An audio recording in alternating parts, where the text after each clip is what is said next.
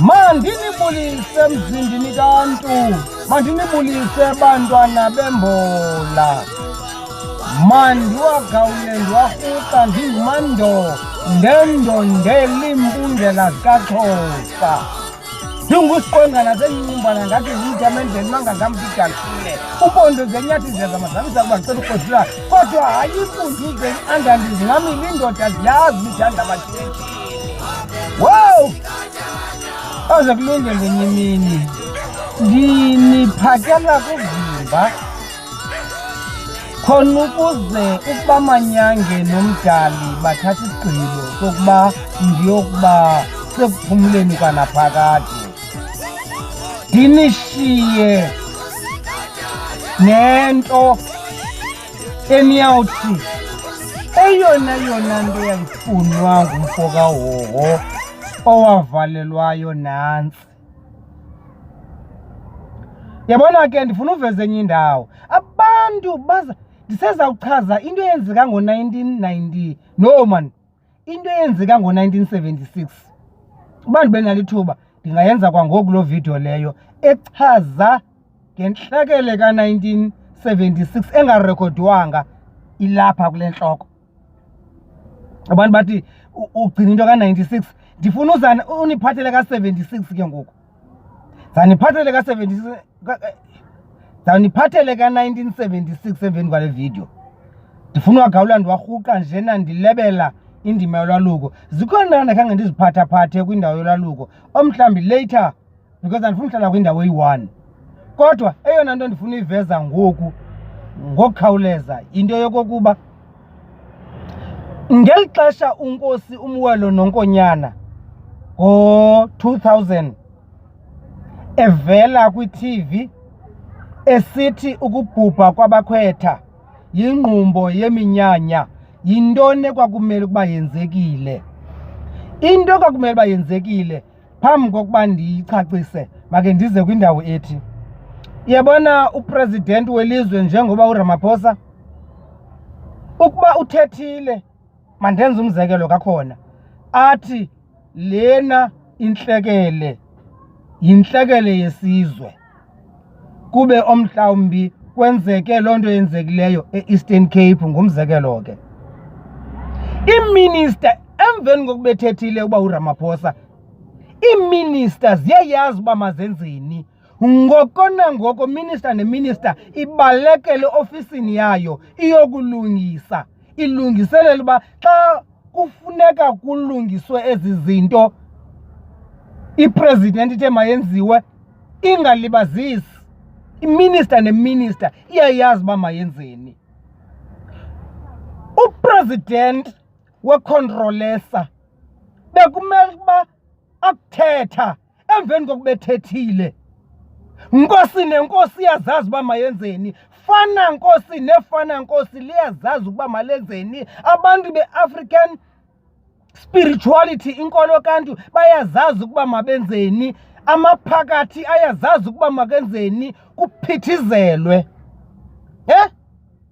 Ukuba kuthethe ipresident yecontrolesa kuba ipresident yecontrolesa ngokwakwinkcubeko iyafana nepresident yelizwe. Njengokuba uNkosi uMwelo noNkonyana wathi ukufa kwabakhwetha kuyingqumbo yeminyanya, ayikho enye into wayemele uba uyithethile. Ukuba besinenkcubeko eluqilima nabantu abanyanisekileyo kuyo inkcubeko nenkolo kantu, ngela xesha athi uNkosi uMwelo noNkonyana ingxaki apha ikwingqumbo yeminyanya, kwakufaneleke into yokuba bonke abasasazi beenkqubo zenkcubeko baxoxe ngezihloko, ngesi sihloko sithi yintoni ingqumbo yeminyanya ngokwakulwaluko, kuba ithethile ipresident yecontrolesa. Zingene ke ngokwiinkcubabuchopho zakwantu ziyicacisa into yokuba uthetha ukuthini umntwanegazi. Emveni koko kungenwe kwi-action. Ukufa kwabakhwetha ngekwancedwa kwangoye 2000 ngela xesha umntwanegazi athi ingxaki yingqumbo yeminyanya Ithetha ukuthi ke ngoku kwakufuneka kulungiswe ingqumbo yeminyanya. Iimbongi nazo ke zathinjwa kwipolitics kuba umntana negazi akuthetha ugqiba nje kwakhe iimbongi ziyaphakama ziyicacise laa nto, zibeka umnwe, ziyigximfiza, ziyitywina laa nto ithethwe ngumntwana negazi. Bakhona bazawukhalaza ngoku, hayi woho suthetha ngolwaluko, ndibe mna ndingathethi ngolwaluko, ndithetha ngengqumbo yeminyanya, ndithathela Sumuwelo noNkonyana. Zenza ntoni iNkosi emveni kokuba ethethile umntwana negazi wathi sityiwa yingqumbo yeminyanya? Zenza ntoni iinkqubo zezenkcubeko kwiireyidiyo ezahlukahlukeneyo? Benzani abantu benkolo kantu abakholelwa esintwini? Benzani? Nanku umntana negazi uthi yingqumbo yeminyanya le ibulala abantwana bethu. Basafana ngoku, uzuqonda uba nyhani sidade ekakeni yengxaki. Kude kuthiwe xa bebhubhe kancinci kuthiwe at least. Laa nto ibonakalisa into yokokuba sele ngoku ukubhubha kwabakhwetha sukufana neengozi ezindleleni. Zininzi izinto ezibangela iingozi ezindleleni. Abanye bayafunda, abanye banxilile, abanye umntu uqhube sozela. Loo nto ithetha ukuthi siyayamkela into yokokuba abantu abanangabhubhi ezindleleni ngenxa yeengxaki ezingena ukwazi ukontroleka. Abanye basafunda uqhuba bacinga fana bayakwazi. Siyayamkela indima yengozi ezindleleni, nangani kufuneka ilwiwe ukuzicutha. Xa kuthiwe ke ngoku at least kubhubhe abanga, siqonda uba noko kubhubhe bambalwa kakhulu ngeli ixesha kunangaphambili.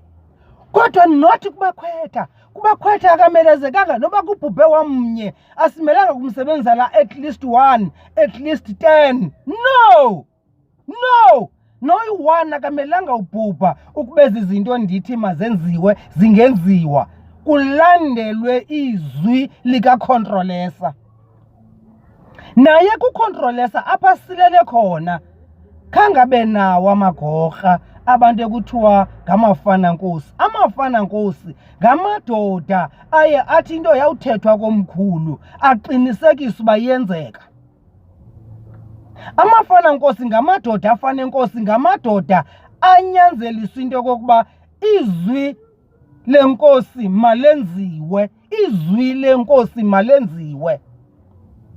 Udatha uNkosi uMuwelo noNkonyana xa icanga isebe lezempilo uthi emadoda khanimsuse umamisa Khabula ongumama apha koluphando lolwaluko, nike niyekele kwinkosi lento. Le mali nizayinika uDr Khabula niyinike thina zinkosi, sike sizame ukululungisa elisiko sisebenzisa inkcubeko yethu ethi elisiko lelamadoda. Zangamanyelwe akube ngamanyelwanga lisebe lezempilo, akazange vela amafana-nkosi, bengazange bavele nabantu benkolo kantu nabe-spirituality, zange bavele bathi siyanyanzelisa into yokokuba isiko lolwaluko maliphathwe ngootata ngolu hlobo bafuna ngalo, baxhotyiswe ngurhulumente khona ukuze kusinde abantwana bethu. Zange loo nto yenzeke. Kwakutheni?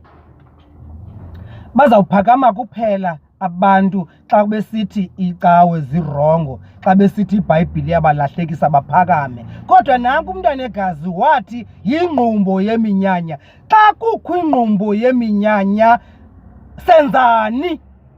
Xa kukho ingqumbo yeminyanya senzani? Le nto endiyithethayo ngoku zizinto ebekumele uba ziyaxoxwa kwiireyidiyo. Once umntana negazi athethe, iireyidiyo zishiyeke ke ngoku ziyishukuxa laa nto leyana, ziyibethele ezingqondweni zabantu, zawugqibe zibuze ke ngoku, babuze abasasazi uba singayenza njani. Ukuba kuthiwa yingqumbo yeminyanya, singenzani ukuyilungisa ingqumbo yeminyanya? Kwakufanele uba isihloko sitsho. Nina ke ngoku yibani nengxaki nam ngoku ndibe mna ndihlalutya izinto ekwakumele uba zenzekile, ndisithi masilungiseni ukuhlala kuba akukho late for ukuzilungisa izinto. sisenalo ithuba lokuzilungisa.